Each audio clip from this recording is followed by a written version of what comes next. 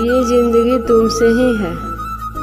प्रेम केवल एक शब्द मात्र ही नहीं बल्कि हमारे सकारात्मक हृदय की एक अपूर्ण भावना है।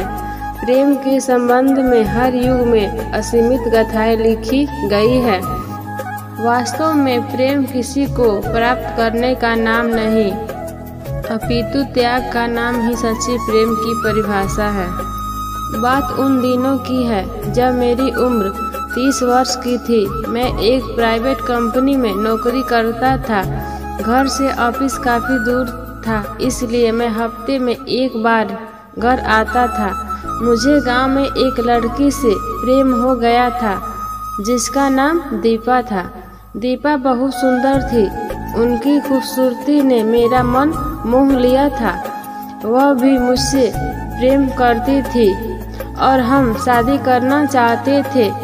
मैंने घर पे दीपा के बारे में बताया और हमारी शादी हो गई। दीपा बला की खूबसूरत थी, इसलिए पूरे पास पड़ोस में उनकी सुंदरता के चर्चे थे।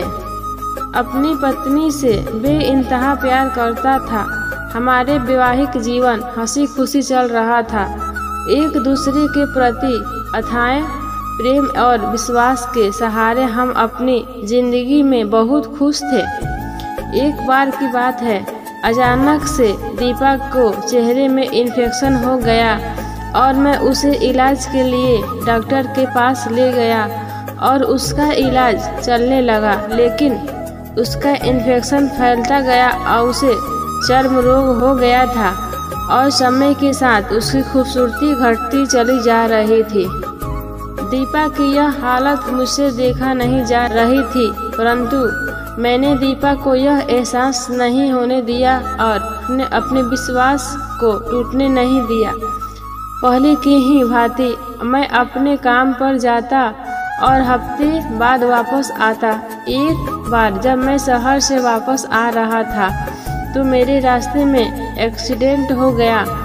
मेरे सर और चेहरे पर अत्यधिक चोट आई थी, जिसके कारण मेरी दोनों आंखों की रोशनी जाती रही और मैं हर पल दीपा के साथ ही गुजारने लगा। खैर, हमारा वैवाहिक जीवन यूं ही चलता रहा और मेरी पत्नी की खूबसूरती भी दिन और दिन घटती जा रही थी। अंधा होने के कारण मैं इन बात से बिल्कुल बेखबर सा था, इसलिए मेरी जिंदगी पर उस बात का कोई असर नहीं हुआ। हम पहले की तरह ही एक दूसरे को चाहते थे और ख्याल भी रखते थे, परंतु नियति को कुछ और ही मंजूर था। एक दिन मेरी पत्नी की तबीयत बहुत अधिक खराब हो गई और उसके कारणवश उनकी मृत्यु हो गई।